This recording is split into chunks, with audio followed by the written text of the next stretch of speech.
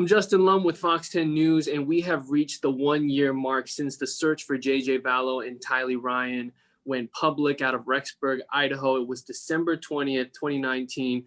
And this case is really a web of multiple cases spanning multiple states, including Arizona and, of course, Idaho and Utah. And it took several months to really uncover the layers in such a tragic story. I have the honor today of holding this roundtable discussion with 3 journalists who have covered the Vallow Daybell case extensively since that day, December 20th, 2019. And really behind the scenes, it has bonded us together. We have Nate Eaton, news director and senior reporter for East Idaho News, Eric Grossarth, reporter for East Idaho News, and Adam Herbets, investigative reporter for Fox 13 in Salt Lake City, Utah. Gentlemen, thank you guys for joining me. It has been a crazy year, to say the least, 2020 in itself. And just thank you guys for being here. Thanks, Justin. Adam, Eric, good to see you guys. Good to see everyone finally together. It's been a while. It's been quite a few months since the 4 of us have been able to be in the same room, whether that's because of COVID or because of the constraints of the story and travel. But definitely enjoyed meeting all 3 of you on this crazy story. I always say we meet the nicest people under the craziest circumstances in this job. So thanks to Zoom we can meet here and have this discussion and just go back and forth. So let's start where we were all last year at this time, whether it was in the newsroom or you're out in the field covering a story, or maybe you were just home. How did you find out about JJ and Tylee, and of course their mother, Lori Vallow? Anyone can jump in here and just give us your perspective.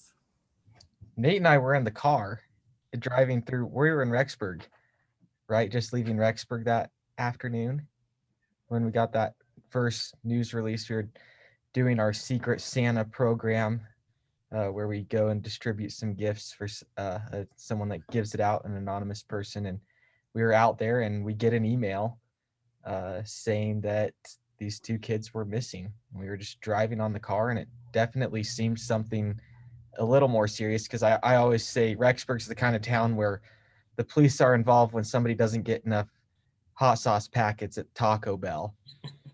That's kind of the community it is. So when you get a news release like that, it's a little different than what normally happens there in that community. And so we were just talking about it seemed like most of that evening.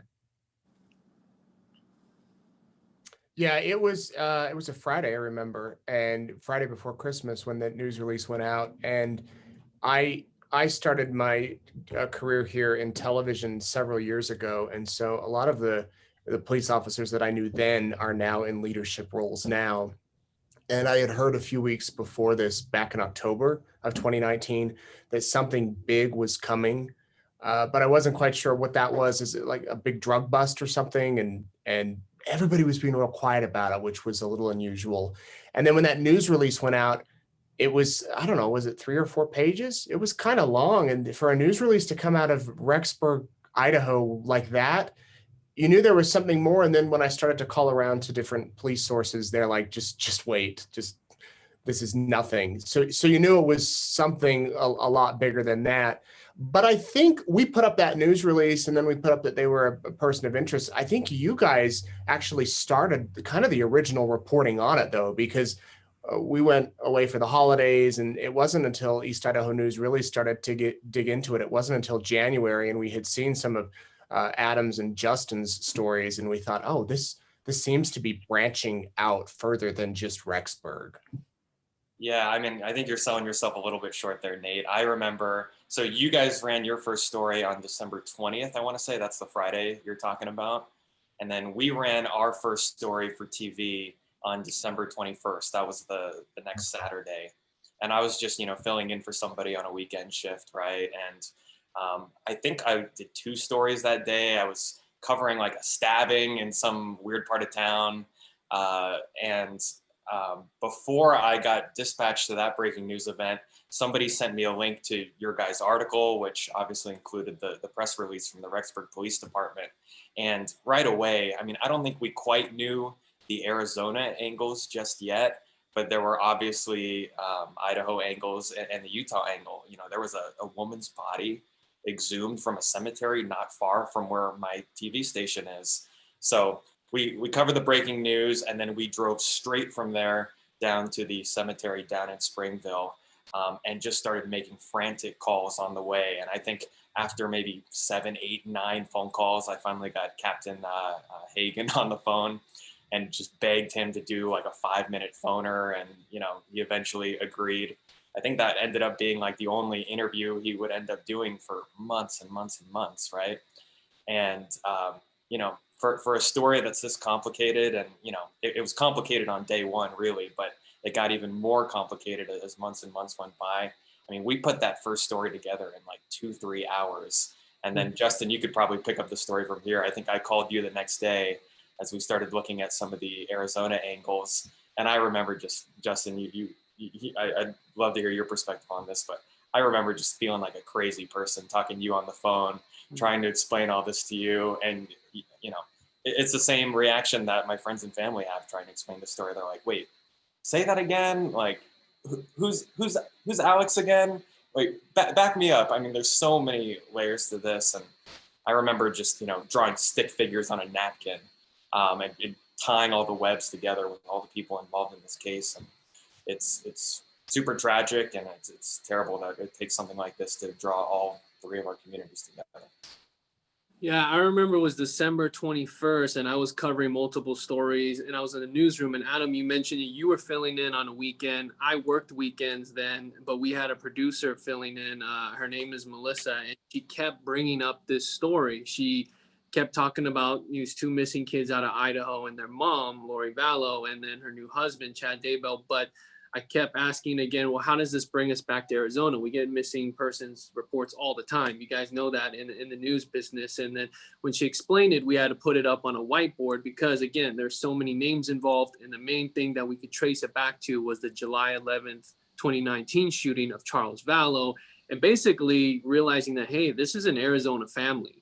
And these kids have only been in Idaho for a short time. And now we really know how much of the duration, how much they were, how long they were in Idaho. It wasn't very long, sadly. But just remembering that story, how complex it was, and we couldn't do it that same Saturday. And we did end up talking to Captain Hagen, I believe, the next day on Sunday. But it was just, we had to unpack it all and really dive into it. So Nate, I want to follow up with you. You talk about these law enforcement sources that you have that you basically grown with as you've covered news in Rexburg and other areas in Idaho. But what nugget did you take away after that first week of coverage? After that first week, everything, not everything, but another surface like beneath it than what we got in that press release where you said, okay, that stands out and there's so much more to this case. Well, that first night I was actually my kids were in a choir concert for the holidays. So I went into this choir concert and it was in Rexburg, ironically, and there were people in the community that were coming up to me. I was videotaping it just to stream it live for the choir. And people were coming up before the show, like whispering, you see those missing kids? Chad Daybell, who I didn't know, is associated, and his wife died in October. So I'm messaging Eric, who's at home. And so all during that show, Eric's doing research at home, and we have another staffer, Nate Sunderland, who's also in on the conversation. So by the time I left that choir show, into 2 hours, they had kind of pieced together dead husband, dead wife, and I wasn't really following it all. I was like, wait, what? This sounds weird. The other weird thing is that, you guys know how this works. When kids go missing, you go and you talk to their neighbors or their friends, or you try to learn about these people and figure out who they are. Nobody knew them. Nobody knew in Rexburg. Nobody knew Lori. Nobody knew JJ or Tylee. We later learned that he was enrolled at school for just a few days and that Tylee was here for a few days, but they didn't really know anyone, which was also odd. You'd think somebody at church, somebody would know them, but nobody could speak to who these people were other than Chad. And nobody in his community was talking.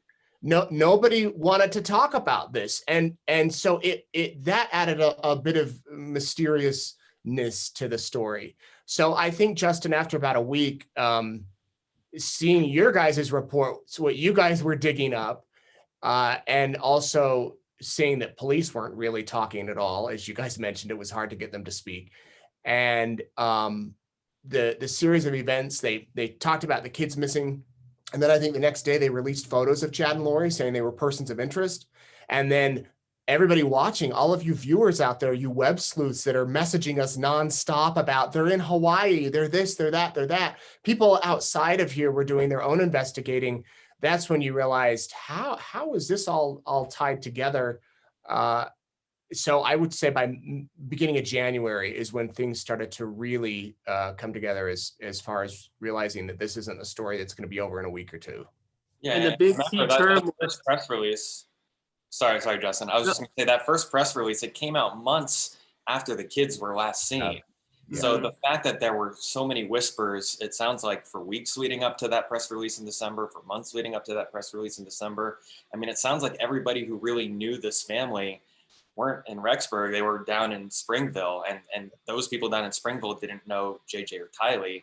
They just knew Chad and his wife, because that's where they spent most of their time. So Justin, before we go further, I just wanted to ask you, I mean, do you remember, I mean, months before any of this, do you remember the way you guys covered the Charles Vallow shooting? And I mean, I don't know if you were the reporter on that or to what extent you covered it, but it sure came in pretty clutch that you guys had at least, I think you guys had sent a helicopter, and I think you guys did at least a little something that, you know, months later turned out to be a lot more, you know, newsworthy than we initially expected.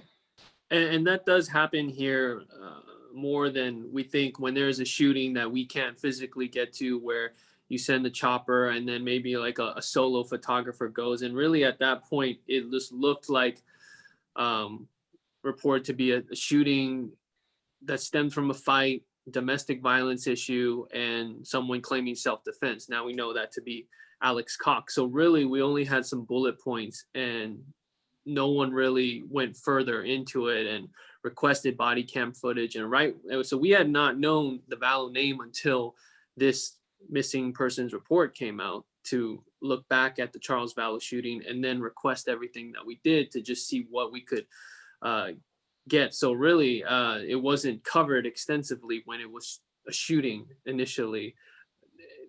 And now we know kind of how this all stems back to Charles Vallow, and then back to what we'll get into the divorce paperwork in January and February 2019, how much background there is to this. But Adam, to follow up with you, like we teamed up right away on this December 22nd, trying to get interviews lined up, because we had all seen the Woodcocks Facebook post, and Brandon Boudreau and the Woodcocks JJ's grandma, and Brandon, which is who is the ex-husband of Lori Vallow's niece. They really spearheaded this investigation. I think we can all agree in like sounding the alarm on this case.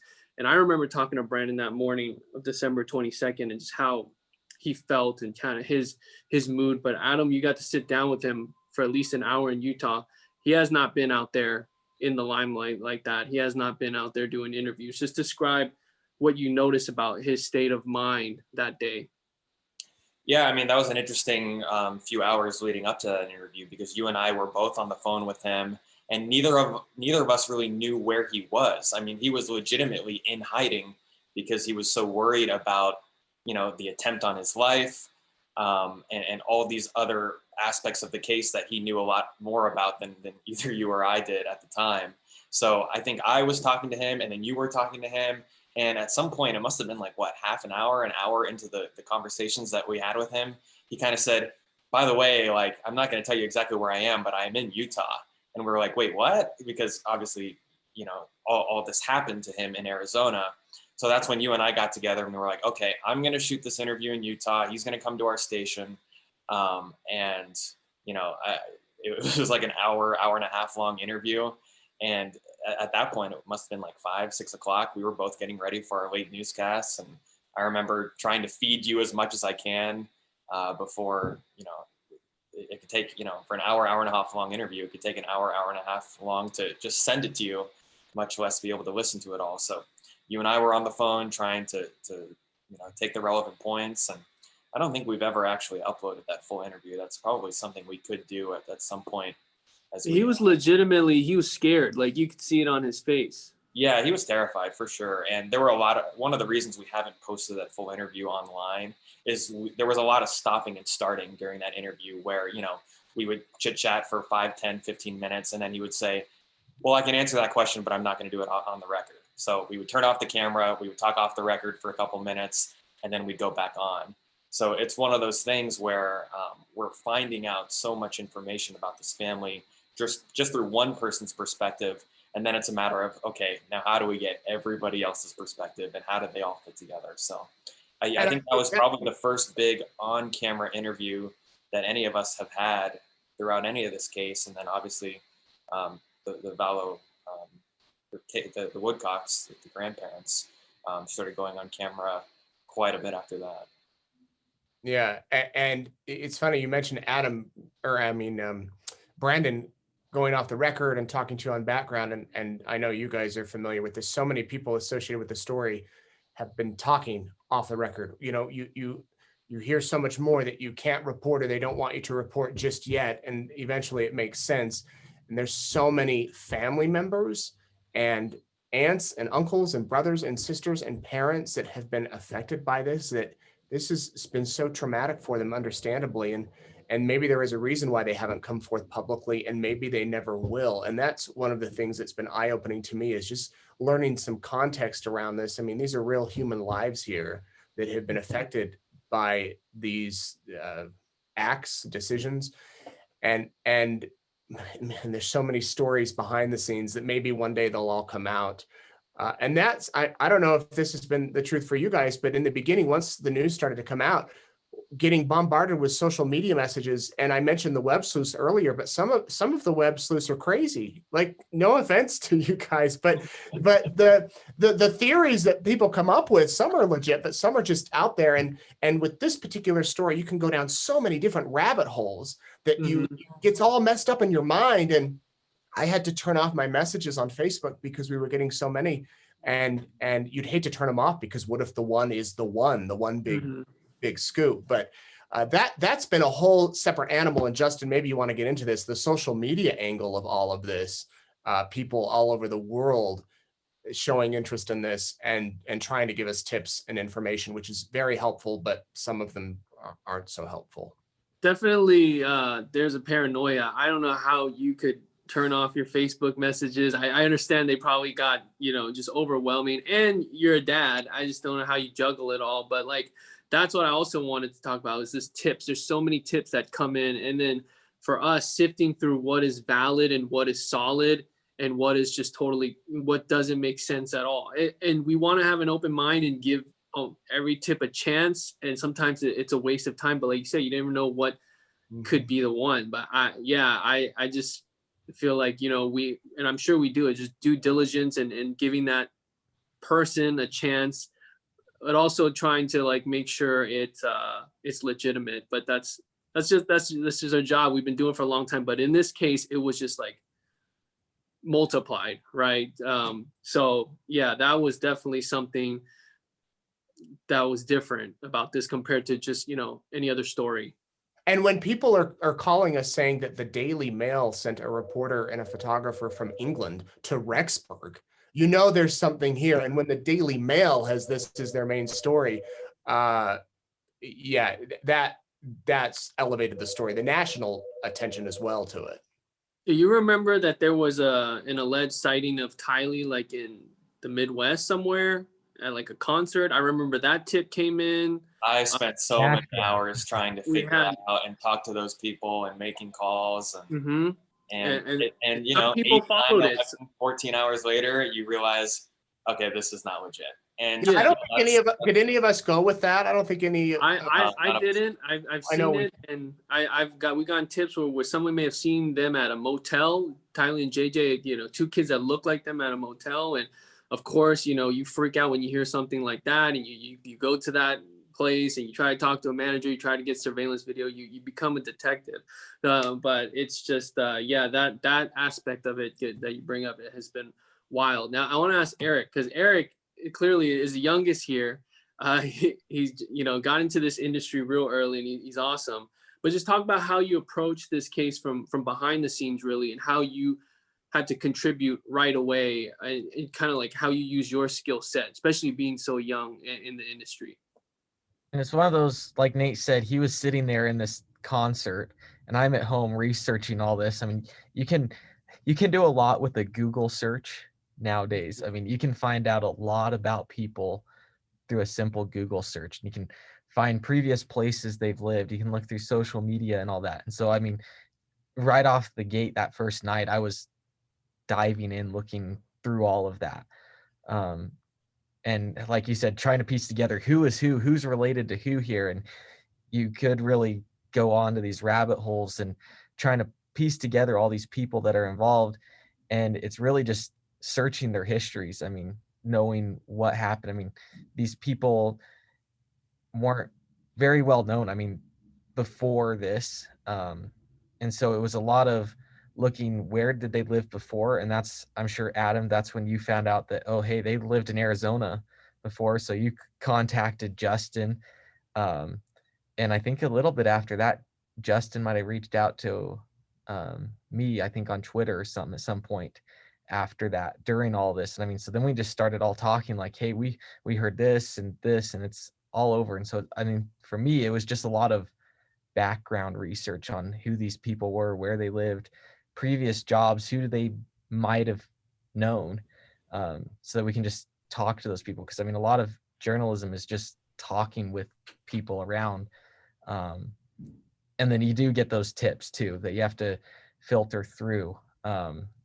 It wouldn't even been a week since they announced that the kids were missing. They were looking for Chad and Lori, and I got some sort of message. I don't know who the person is. It was some fake account. You can tell when there's like a fake Facebook account, and it had GPS coordinates, like a latitude and longitude of them in Hawaii. And I'm like, what is it's kind of was one of those like, what is this? And so I realized that Lori had lived with her previous husband Charles in Hawaii years ago. And so I started calling up people that she was friends with on social media that lived in Hawaii, and was like, hey, are they here? And when those people didn't really want to talk, like they told me, I had some people tell me, please know everything that I know, and they left it at that. And so I think for us, that was kind of one of those moments like, oh, they're there in Hawaii. And Nate and I talked a little more about that, and Nate talked with some of his sources. And so, I mean, it was a lot of that, just talking with people and getting those tips and kind of chasing them down to see if they are legitimate. Yeah, you were sleuthing away more than just research. I mean, I remember during one of the search warrants at the Daybell home, I mean, we were on our way up there. I mean, it's a bit of a drive from Salt Lake City to Rexburg, and we're like, we need to get something on the air now. Like, Eric's there. Like, let's call him. Let's get him on the air and have him describe what's going on. So, I mean, you're not just a solid researcher, you're a solid boots on the ground reporter. And I think this partnership has been so successful amongst the four of us. And the fact that, look, as much as, you know, this is a competitive industry, and, you know, when you have a story that's this large, not just in the depth of facts, but also geographically, I mean, it's better to team up. It's better to, you know, do the story justice, because like Nate described, these are real people. These are real kids that are missing. These are real families that are affected. And to say, you know, we want to be best and we want to tackle this on our own and be independent and beat the competition, it doesn't really do the story justice when you have somebody in Arizona who could be knocking on doors in Chandler and Gilbert. You have somebody in Salt Lake City who can drive down to Springville and knock on those doors. And of course, you guys are at the center of it. So it's been an incredible partnership.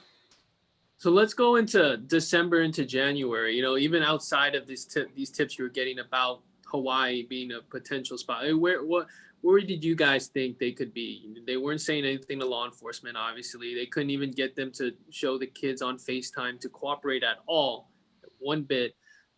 Did you guys think Hawaii? Because we had all these states involved. We had the FBI involved. They could have been anywhere at that time. I thought, I wasn't sure until Eric came in and said, someone just sent us the GPS coordinates, they're in Hawaii. And then I contacted some of my police sources and said, I think we're going to go to Hawaii and track down Chad and Lori.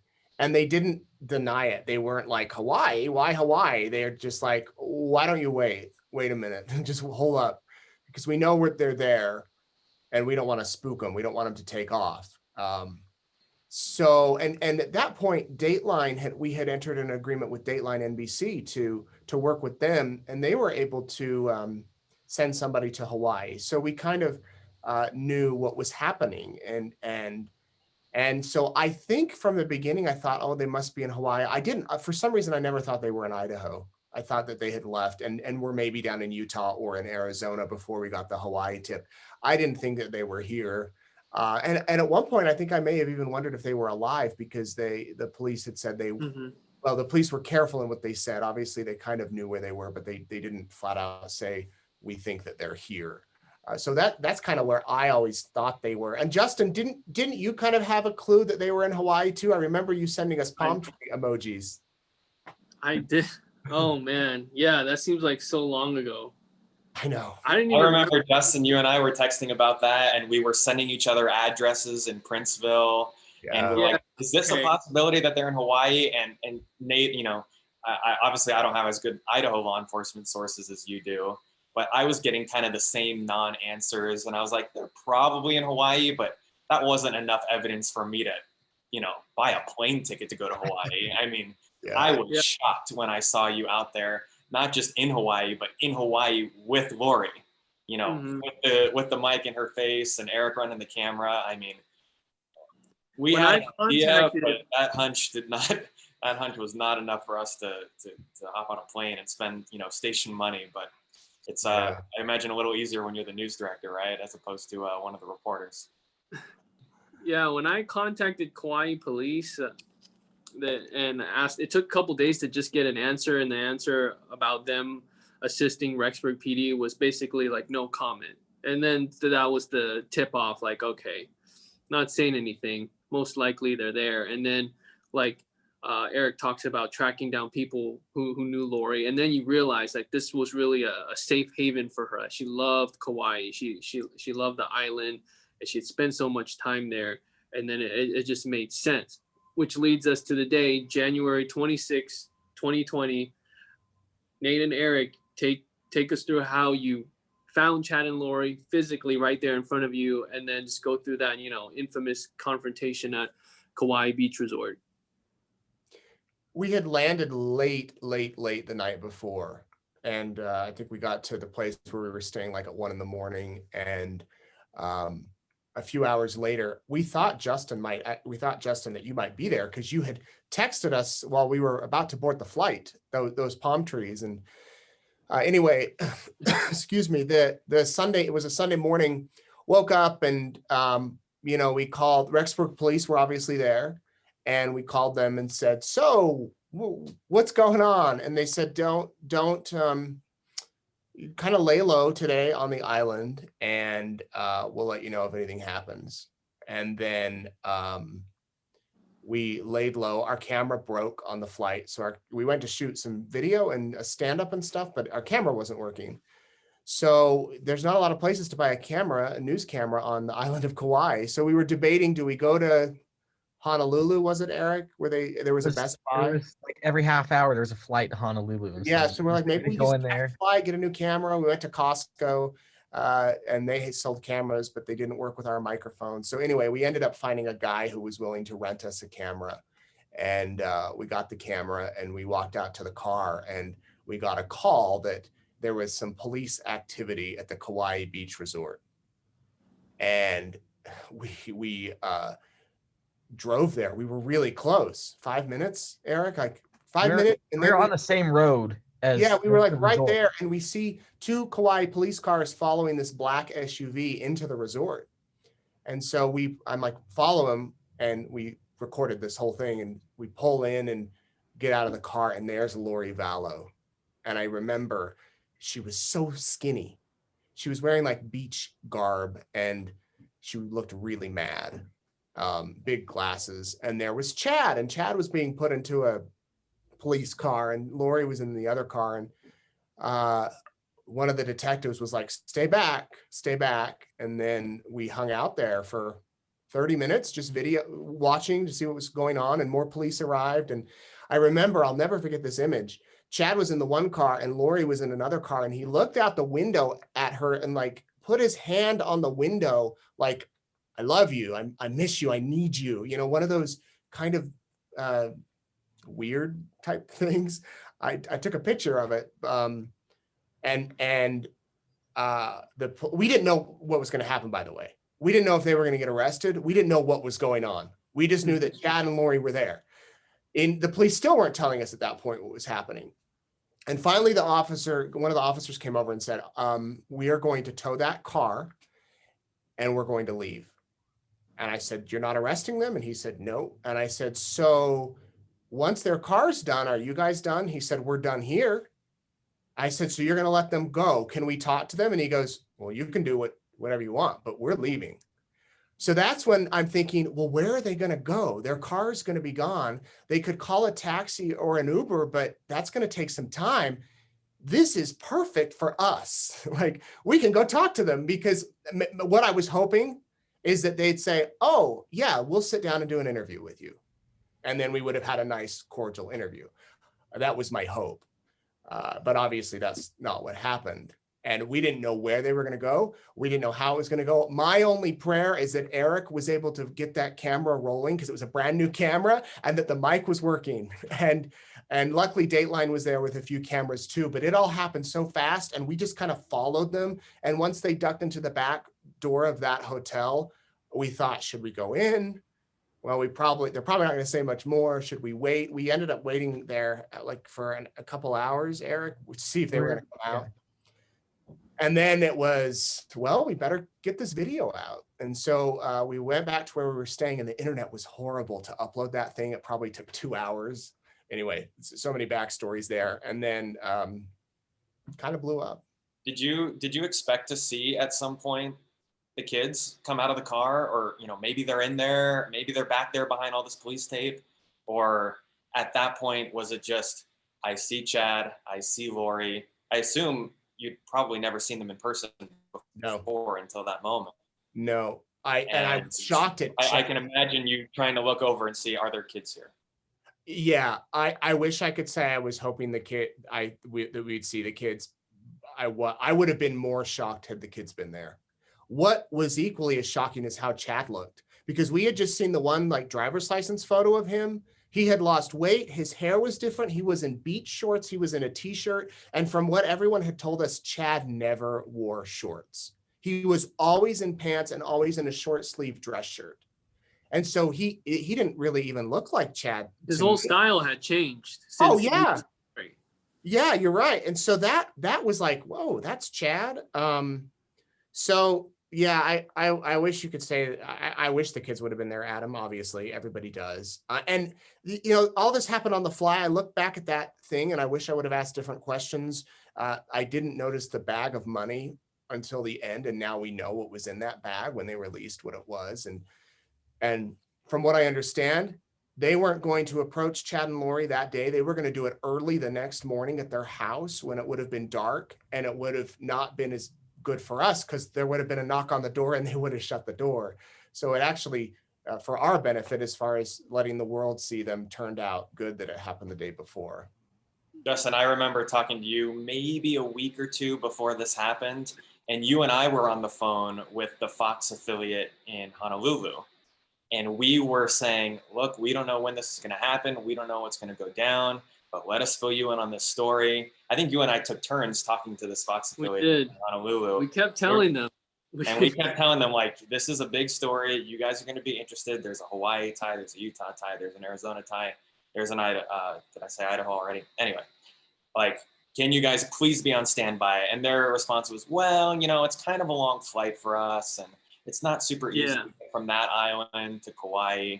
And then we see, well, you know, a couple of weeks later, it's like, well, it's a much harder flight from Idaho to Kauai. but we also, like I said, we didn't know what was going to happen. We took the gamble that we could have gone out there and nothing would have happened. And we booked the flight for, was it Saturday, Eric, to Tuesday. It was short. It was like a 3-day window because I had to get back for another story at the Capitol in Idaho. And so it was like, oh, we hope something happens and we couldn't have planned it any better. Although the night we went to the airport, the next night, we got word that Chad and Lori had checked into that other resort. And so we're like, oh, we're leaving. We wish we had another week to just kind of follow them around. And anyway. Trust me, I wanted to be there. But I was just lucky to receive the news and confirm that it had happened. But not knowing that you guys had this video, I'm sure at that point you were just trying to get a sighting of them, but you really got to confront her. And like you said, she's very upset. Lori being, her body language compared to all the body cam footage we've seen of her with law enforcement in the past, just the whole mood is different because now she's a person of interest at this point, and her kids obviously not with her. Only some of the crucial belongings found, like JJ and Tylee's birth certificates, JJ's iPads, what Tylee's bank card found in that rental car from that search warrant. And I wanted to ask, with their interaction with you guys, at what point did you feel something bad has really happened? If they couldn't say, hey, let's give you our side of the story, this is all overblown.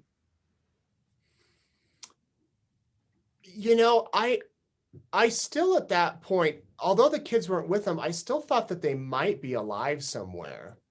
And I still hoped that they would talk to us and say something. But yeah, that kind of changed. It also changed my thought that Lori kind of seemed to be the one in charge, if that makes sense, because she had grabbed Chad's hand and was not leading him, but she was kind of, leading the way into that hotel. I thought it was unusual and then I thought it was unusual that they showed up to church a few days later as if nothing was wrong. And we had, then I'm with you guys, I'm sure it turned into Chad and Lori watch. We had people from Hawaii taking photos of them at Costco and at the gas station and hopping a flight to go to Maui, I think. Yeah. Yeah, and then coming back and at the bank for every day, it was like, what are they doing today? And we'd get these messages, and then we had come back by the time they were arrested a few days later, but by the time Lori was arrested, and that was a whole nother day. We had tabloid photographers calling us. They're the ones that actually told us Lori was just arrested and I have photos to prove it, and pay up if you want to see. Well, we don't pay for photos. You guys don't pay for photos or interviews or video. And so it's like, wait, what? And that was a whole nother day where things blew up, and we weren't over in Hawaii. We were here, but yeah. But back to your original question, Justin, I still wanted to kind of give the benefit of the doubt that the kids were okay. And maybe they just really were following their religious beliefs, and they had put them away in a bunker waiting for, something to happen. Well, and especially because her answer, the one kind of real answer she gave you as you're following her with that microphone is, I think your question was something to the effect of, look, the whole world is praying for your kids right now. What do you have anything to say about that? Can you give any sort of answer? And all she said was something to the effect of, oh, that's nice. I mean, just so totally nonchalant. And you just have to imagine, especially you as a dad, I mean, there's no way, if your kids are in danger, there's no way you could act that nonchalant about the situation by simply saying, oh, that's nice, and walking away. So, yeah. Eric, I have a question for you. Like, let's go into next week. She doesn't comply. Lori does not comply with the court order, right? It was January 30th. Produce the kids to REXBURG Police or the Department of Health, I believe, either one. And everyone's starting to pick up on the story, and people, and I'm sure you're on the ground waiting. Is there a chance she doesn't show up? Was there a surprise? Is that something that you assumed, based on your interaction, based on what you saw in Kauai, that she wasn't going to show? I mean, it was one of those you never knew. It's like, we didn't know, did they book a flight back to Idaho? Would someone show up? And again, I mean, that day was Chad and Lori watch day kind of a thing. I mean, I lived in Rexburg at the time and was driving around, and Nate came up that day too. And I mean, there's people, have she shown up yet? Have they shown up yet? I mean, there was two places they could have taken those children. And I mean, it was one of those, media was swarming around the town that day. People from Salt Lake, Arizona had all driven up that day. I think the Woodcocks had come up around that time as well.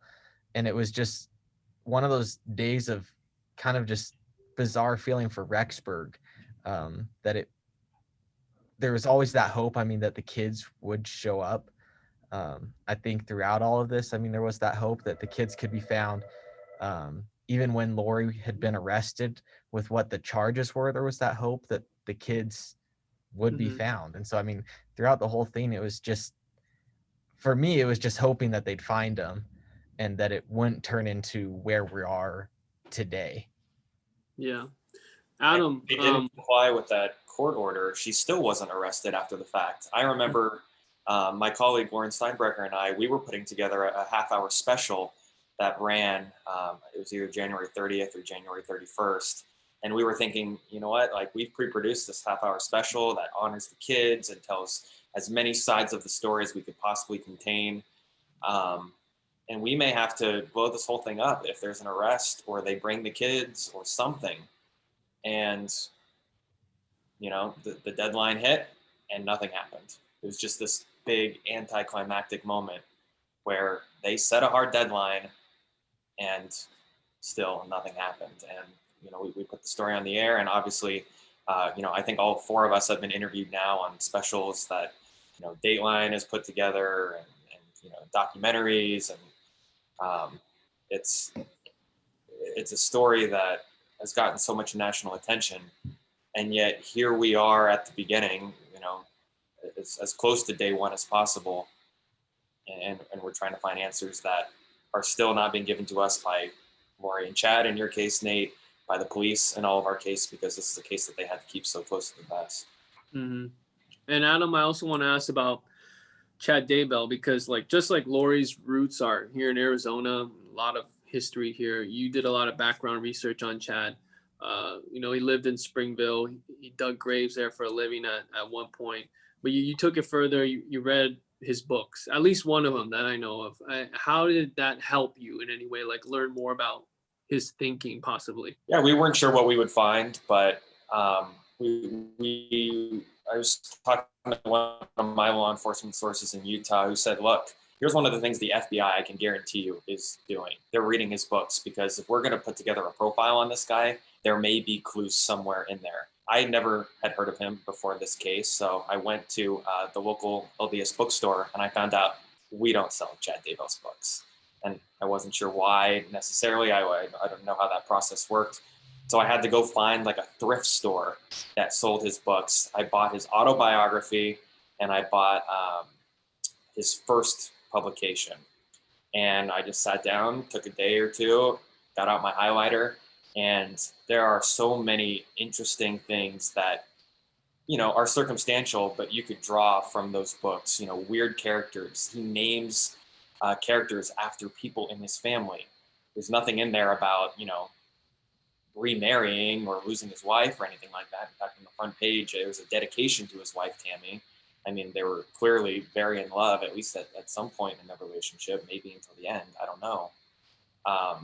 But we said, look, we're going to kind of take a page out of the investigator's book and read these Daybell books and put together a story that shows all the clues that might have something to do with this case. And I think it was an interesting story. And, you know, I'm sure there's probably even more clues if you had the time to read through his 20 plus books.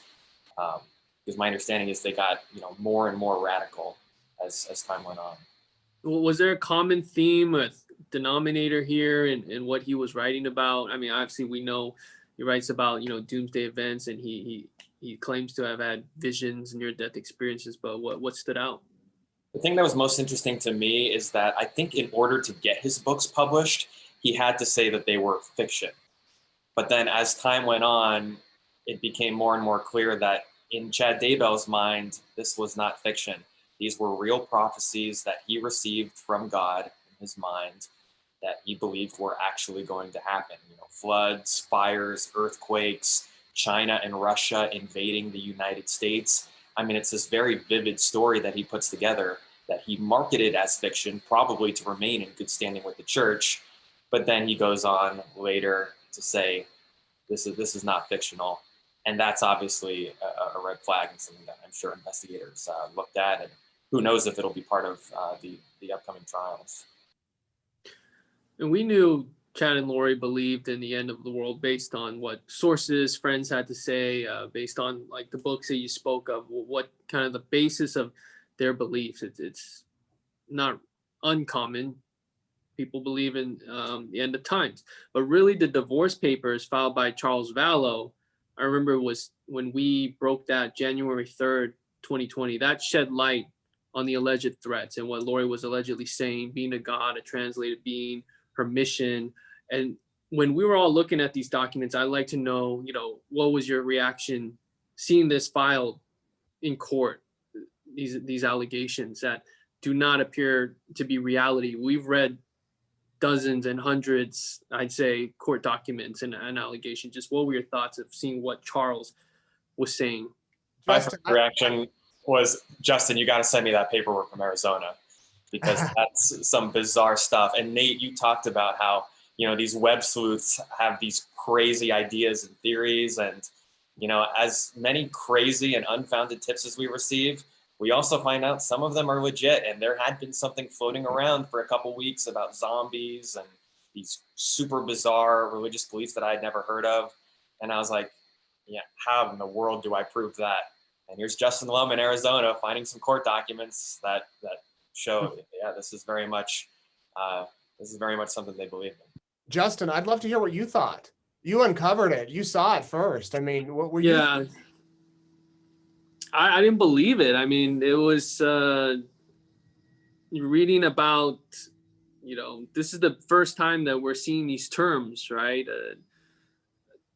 Charles saying that he was Nick Schneider to Lori, and that who is Nick Schneider, first of all, and how she would have an angel to dispose of his body. Like, you look at Lori and you think, how could this normal looking mom be saying these things? So I was just in shock and just like reading it through, like how do we have to attribute every allegation to this paperwork? Like, we have to just, you know, make sure all our bases are covered, because the people that are hearing this for the first time, we had some inkling, we had some background that she allegedly believed in these type of things, but seeing it, I mean, filed by a lawyer, it proved some legitimacy. And then later on, we find out through body camera video that Charles was basically pleading to law enforcement, whether it's Gilbert or Chandler, and he was saying these things to officers in that moment. They probably had to think that Charles was acting very strange. But yeah, to answer that question, it was just shock. And I didn't understand the moment that we were going through the documents, how it would really like take this even more national than it was. But yeah, that was, I'll never forget reading that for the first time. Well, then you pointed out, I mean, you have the body camera footage from those days when he was talking to police, but then on that same day or day after, Lori walks into the police station, and I mean, she seemed very normal when you walked through that. I mean, it didn't seem like this lady that was going on this religious rant that Charles was saying. So I mean, the whole thing was just, I think, bizarre too, when you hear what Charles was saying in these court documents, but then also see when she was talking to police those same days. I mean, just the whole thing just seems so bizarre and out there. It was, I think, hard to just comprehend all of these things that were being said. It was hard to digest for me because I was not familiar with the church and these terms, like the 144,000, like her saying that she would lead 144,000 to the New Jerusalem, and she was married to the prophet Moroni. I had to do my background research to just find out like who these figures were. And Justin, I am familiar with the church, and I had to do my background research to find out what the heck this was talking about, because it's like, wait, what? Who did what? So I can't imagine someone that's not familiar with the church trying to put this all together and separate fact from fiction. And I know, Adam, in Salt Lake, where a large portion of your viewership is Latter-day Saint, you want to be respectful to the church and the members, but you also need to tell the story. And that's, you know, something we've tried to do, respect the church and differentiate the extreme, crazy fringe stuff that's not taught versus normal beliefs that Chad and Lori apparently were not in line with. Yeah, I spent probably a couple hours talking to our main anchor at the station, who's, you know, a long practicing Latter-day Saint. And I said, okay, I need you to give me as simple as possible a history lesson, and I need you to help me separate what are normal beliefs, what are maybe more fringe beliefs, and what are the more, you know, what are the just downright radical beliefs that we are finding here.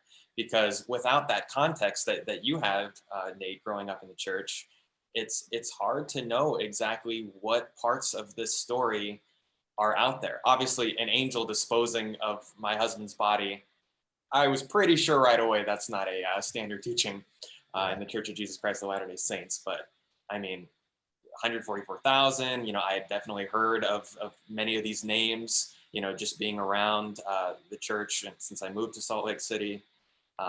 Yeah, it's a rabbit hole, but it's one that we have to go down respectfully for the sake of not alienating a very normal religion, you know, by comparison. You know, I mean, we see some of these comments on these internet message boards that try and lump in Chad and Lori with the rest of the church, and obviously we know that it's not the same thing. I mean, there's radical sects of every religion, and assuming that everything we've reported about what Chad and Lori believe is true, they're not practicing standard teachings. And then there was the financial aspect. You know, $35,000 drained from Charles's business account, and we started to dig into possible financial motivations with life insurance through this. So it's religion, money, this case, marriage. Yeah. It's and then now let's go to back to Rexburg. Nate and Eric, you guys uncovered that surveillance video from Self Storage Plus showing Lori, Chad, Alex Cox, sometimes her brother, moving items into the unit. That was huge, and you found the kids' clothes, bikes, scooters, photo albums, but also the October 2nd as they're moving stuff in. And this wasn't the clearest video. At the same, things are happening in multiple states simultaneously. October 2nd, Brandon Boudreaux is shot at by someone driving a Jeep registered to Charles Vallow. And so you're investigating this storage unit, but you're also looking at what's going on in Gilbert. How do you tie it together and then figure out who's who in the video and what stood out about those items? It's a lot.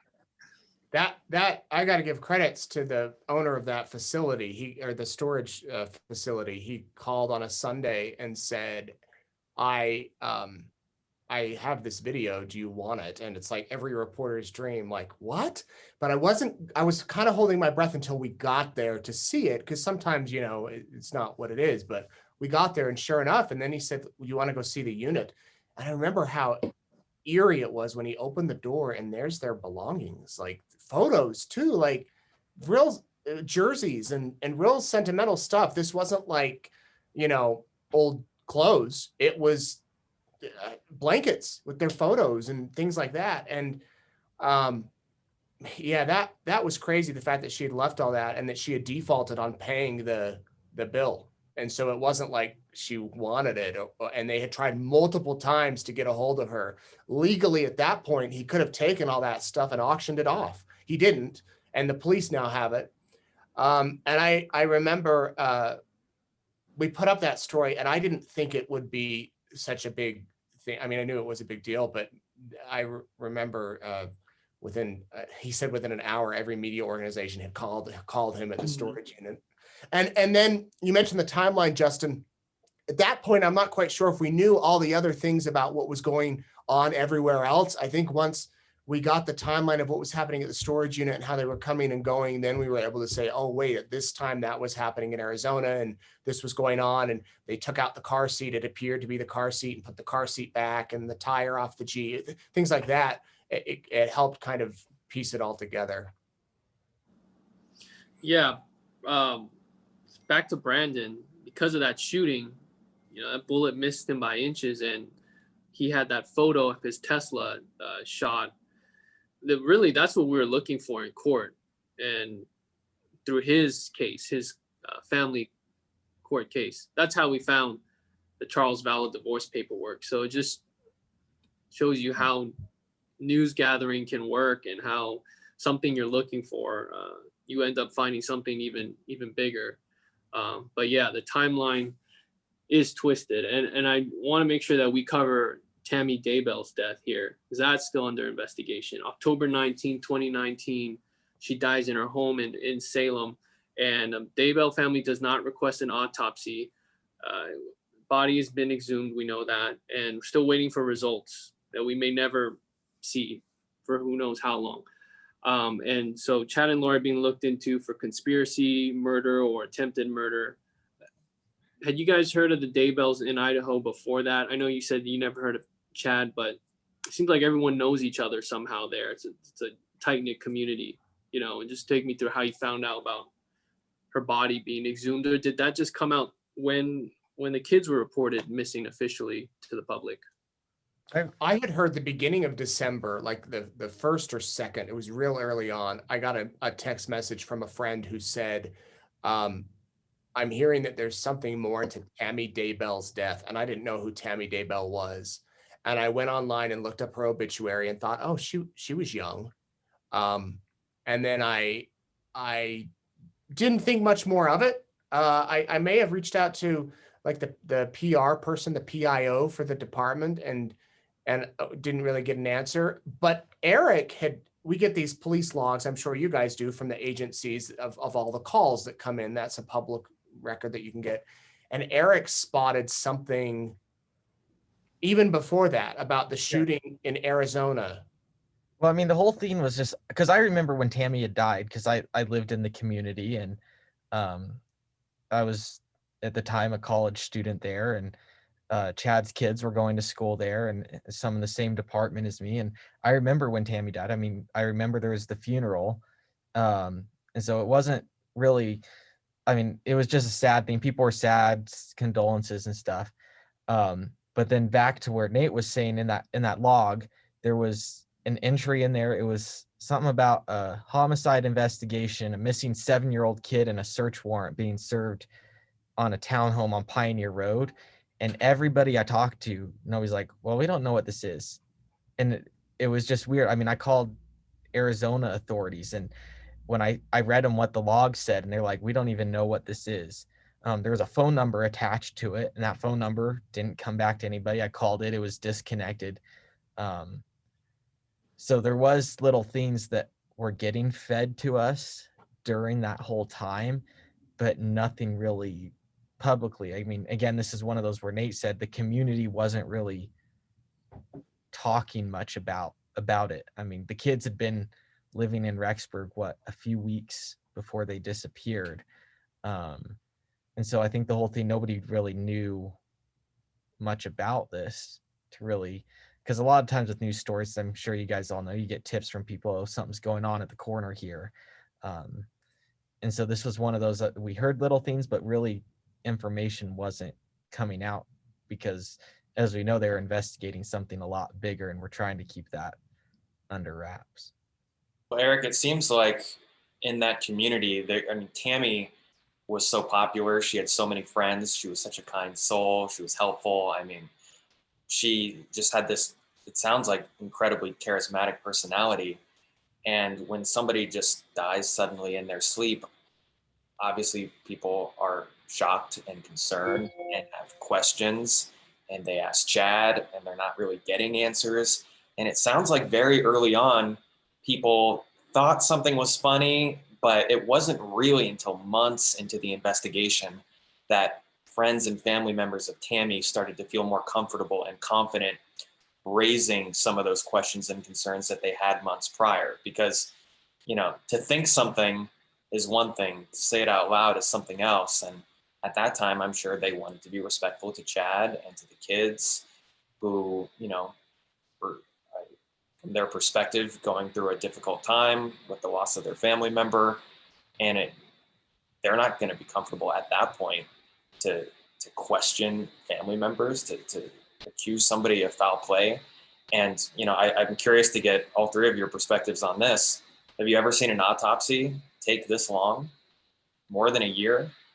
I mean, it's incredible that either A, they have some results and they're holding it incredibly close to the vest on what exactly happened to her, or B, they still can't find exactly what happened.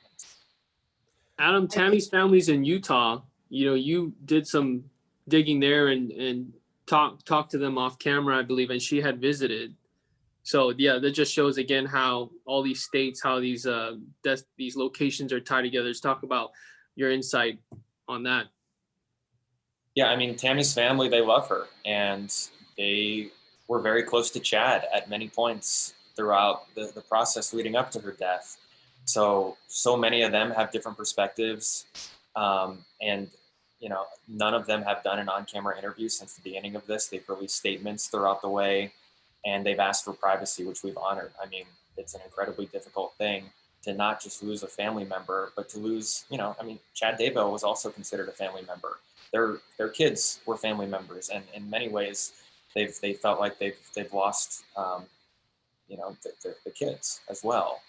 So it's just a tough situation, and as reporters, obviously the story is important, but the fact that these are human beings with feelings and emotions and ties to this story far more than we do or any viewer would comes first. I can remember through this whole year, there's been just like, it's been a roller coaster. There's been weeks where it's been real quiet. And then all of a sudden there's just like everything's happening. And we're just all running around, just trying to get all the information we can. And I remember like it was yesterday, February 20th. That was the day of Lori's arrest in Kauai, where we all remember, and just like that buzz in the newsroom, like finally something was happening, that, you know, law enforcement had something on her, and it was the child desertion charges. But then it's the extradition. I'd like to know, I finally got to visit Rexburg, Idaho, and saw how it was at the courthouse. But like leading up to it, if you guys can just set the scene of the news of the arrest and then just that wait for Lori's return. She hadn't been there since November. Yeah, and man, I've never seen anything like that at the courthouse, that first court hearing. You were there, Adam, weren't you? I know Justin was. I mean, yeah, Justin and I were texting each other, like looking at every possible flight they could possibly be on, and you knew the whole time. You were speaking at like a something, right? We thought we knew. We had a pretty solid tip, but we still weren't sure, and so it worked out perfectly. I remember the night before we had 3/4 of the flight plan known, and someone messaged me and said, "Think outside the box." And then I realized, oh, and that's when Eric tracked down the state plane, the Idaho plane. There was a flight from Boise to Rexburg. How often does the state plane land in Rexburg, Idaho? Yeah, that was something else. And I had heard that too the day of, that, hey, she's coming.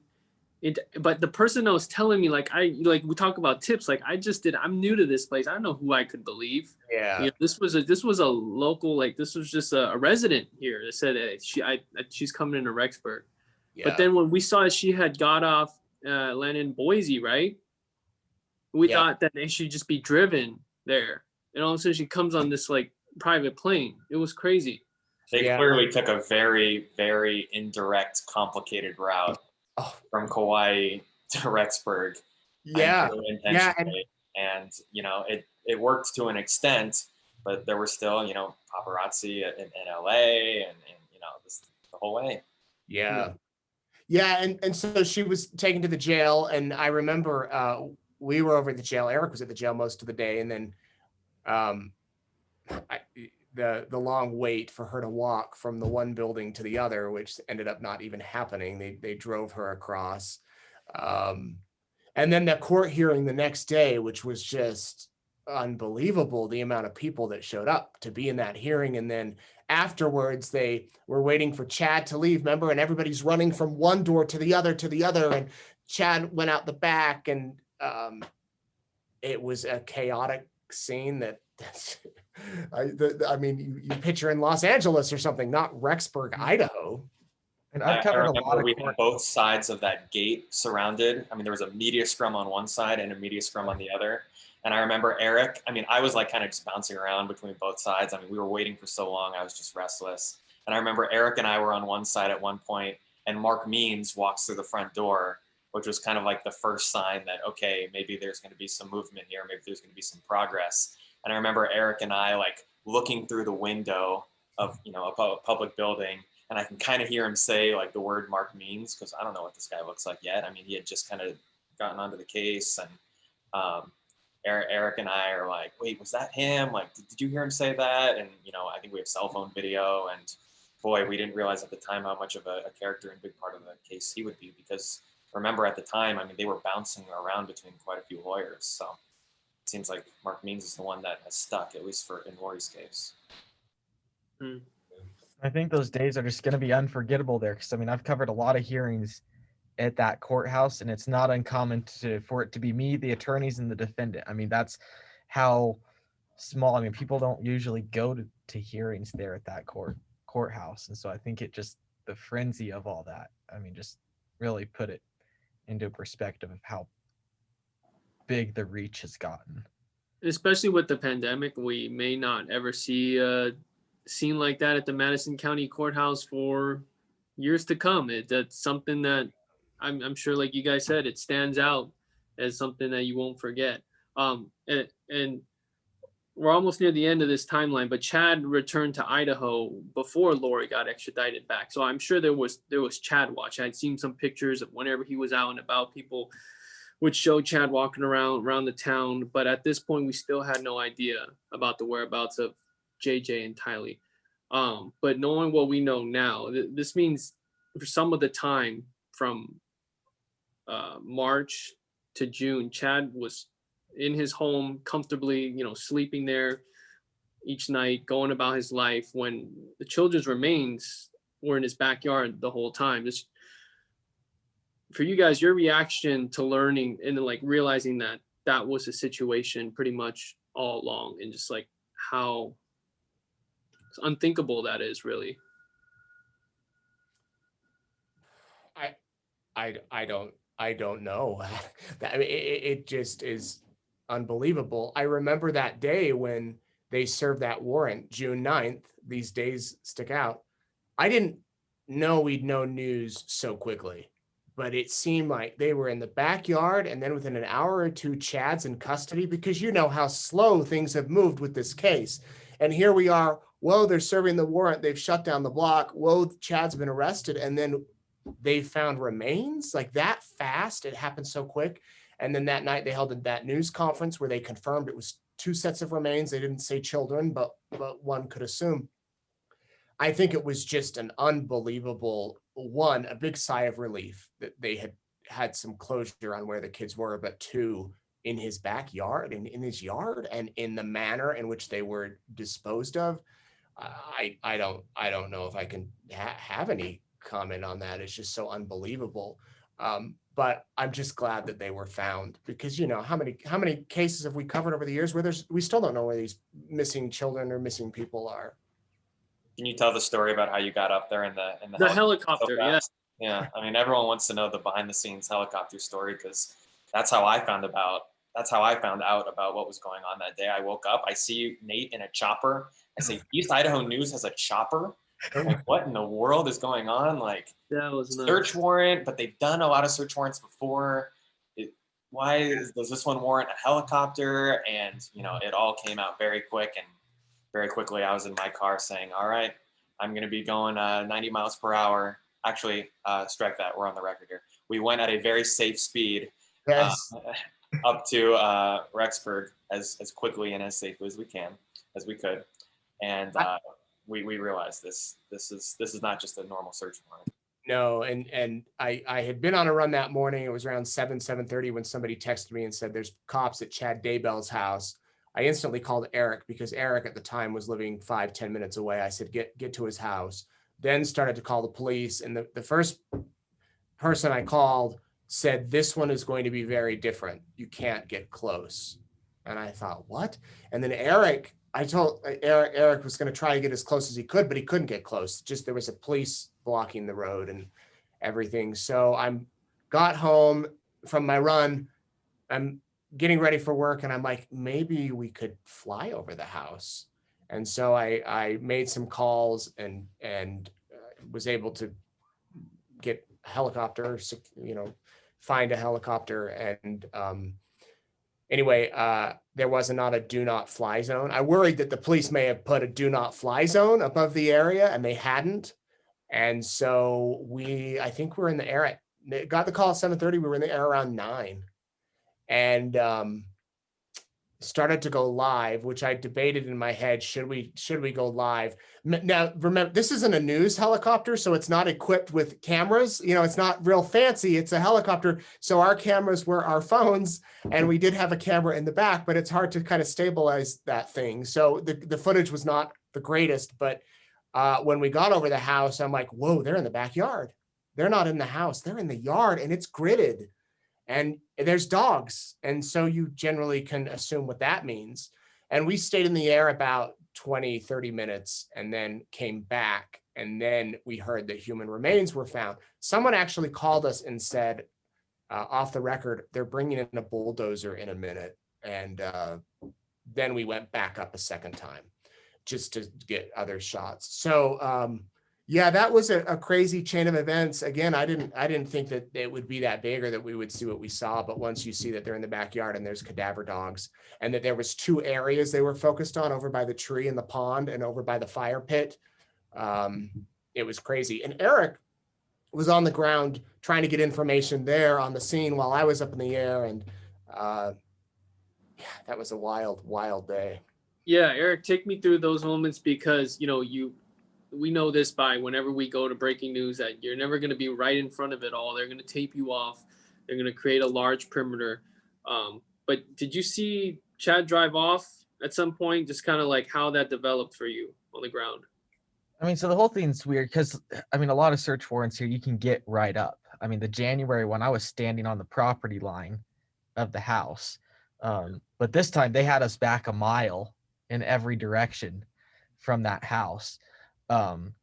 So I didn't know really. I tried taking a camera and zooming in as far as I could to kind of try to see what was going on. We had that Nate up there with the helicopter. So I'm watching that on my phone, just trying to get info. And then we got a message saying, hey, there's a bunch of police cars down the road, and that Chad had been taken into custody. So I'm a mile on the other side of the house. So I had to drive all the way around. And when I pull up there, I see some of the officers, and they're like, yeah, we just took him into custody, and Chad had been already gone by that point. Cause I mean, he was within minutes and his car was just there. And so I think that was kind of one of those moments you're like, what did they find in the backyard that he was arrested that quick? Nate, I have a question about when you're up in that helicopter, and I don't know if you've ever addressed this, but I see people talking about it a lot in the comments as people look back on that day. I mean, you're on Facebook Live, not just recording what you see down there, but one of the Daybell kids is typing comments during the Facebook Live, and you're somewhat responding to that. What was that like? So there's a little bit of miscommunication there, or misinterpretation. I was live like this, and I had a colleague behind me, and one of the in-laws, Chad's son-in-law, had said something to the effect of, I said something like, "Can you hear me?" to the audience, because we were in a helicopter adjusting the mic, and someone commented, "Your sound is garbage, just like you're reporting," his son-in-law. And I said to him, "Oh, hi, Joe. Hi, Joe." And then I said to my colleague behind me, "We'll be over the house in just a minute." But it sounded like I said, "Hi, Joe, we'll be over your house in just a minute." I didn't directly, I just said, I did address him in the video, but I was really talking to Brittany, my colleague behind me, saying, we'll be over the house in just a minute. I didn't really turn around. I may have slightly turned around. The next thing I knew, that was a meme, and that was the pullout from the video, and everyone's talking to me about that. I think we may have spoken with their family a time or two, and I don't have anything against them. I get that emotions and feelings are raw during this, and sometimes people attack us for the reporting. I can understand that to a point. And so I don't have any hard feelings toward him, and would love to talk with him and anybody really at this point. So that's kind of where that came from. Funny to me that's a lot of what people remember from that thing. I moved on and forgot about it till next thing I saw it was a meme on Twitter. And Nate, just to follow up on that, that's a really touchy situation because you have made this decision to get up in the helicopter over a site where human remains are being dug up, but at the moment we're not sure yet. So you just take me through the reporting process on how how responsible you have to be. I mean, you can never really prepare for this type of moment in your reporting career. I mean, I don't know if you've been in that situation before, but no, I haven't been that. It's complicated. Yeah, and I told our pilot, I said, how low can we go legally? And I think he said 500 feet above the scene. And I said, let's not go that low. We stayed pretty high up. We could have gone a lot lower. And I had made the decision of when we first got there, I had my camera. I didn't zoom in at all. I wanted to look and see if there was anything like, if you're seeing bones come out of the ground, you don't want to have that live on Facebook. And so it was pretty, I don't want to say innocent, but it was pretty typical police work at the beginning. When we started to go live, and we didn't hover over the scene for hours. We could have legally, we have the right to, unless they file a no-fly zone. But we went for 20, 30 minutes, give people an idea of what's happening. And then we left, and then we went back in the afternoon and we stayed. I think we may have gone a little lower, but we want to be respectful of the police and their investigative duty, but it's also our duty to report what's going on. And so that's why we went and did it. I guess we could have landed across the street if we wanted or something, but it was just to kind of give people an idea and give us an idea of what was happening. And I think that later that day, drones went up, different things like that went up to get a closer look at what was there. I know you've talked a lot about through your reporting that as a dad, I'm sure it colors your perception on this story. I mean, this is a story about missing kids, and you have older kids, and Justin, you have a baby on the way, right? Yeah, Eric is a dad too. He has I didn't know that. Second on the way. So I guess my question for the three of you is how does that change the way you view the story and then report on the story? Because obviously we never inject ourselves into it, but that's gotta, it's hard not to see kids and think, I have those too, and I care and love for those too. Well, it definitely changed all reporting once I became a dad, because you take this into account. My daughter's birthday was June 8th. So the next morning is when they found the bodies. And so my parents had left that morning. They came to celebrate with us her birthday. And I just remember and JJ's my daughter's age. And I remember such a juxtaposition to having cake and opening presents and having a party with my daughter who's turning 7. And the next day, 12 hours later, they're announcing that human remains have been found.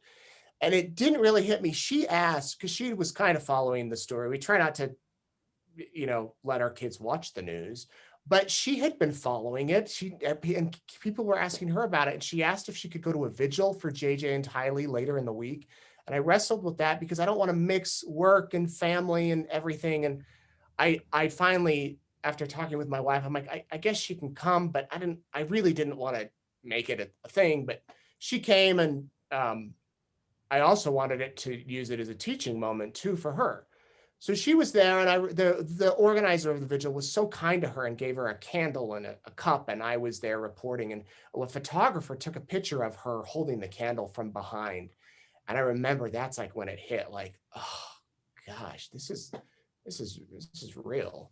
And she had many questions. Why were they in the backyard? How did they die? And many questions that we all have. So yeah, it's definitely made it more real, especially going to those vigils and seeing it. And I imagine as the court proceedings come, and they'll probably show some graphic photos and whatnot, that's when it'll hit extra close to home. But yeah, that's a personal aspect that you can't really leave out personally. So this has been a really interesting conversation, and just to kind of just recap and speak to each other, I really just respect you guys' work through this whole thing, and I think it's just this is something that's very rare that happens between journalists, but on a case like this, a lot of it is just uncommon. So again, thank you guys so much. It proves the value of local reporting, in my opinion. I mean, the fact that, and local newsrooms are struggling all over America, all over the world. And so local reporters can do so much, then not discounting national news. We need the national news organizations, and they help a ton too, but it's the local guys that can really, we live here. This is our community. You guys live where you live, and you're going to be there for a while, I imagine. And so thanks to everybody that's followed the stories across all the platforms. Yeah. I'll log off if you guys want to keep talking. You guys have a happy holidays. We'll catch up soon.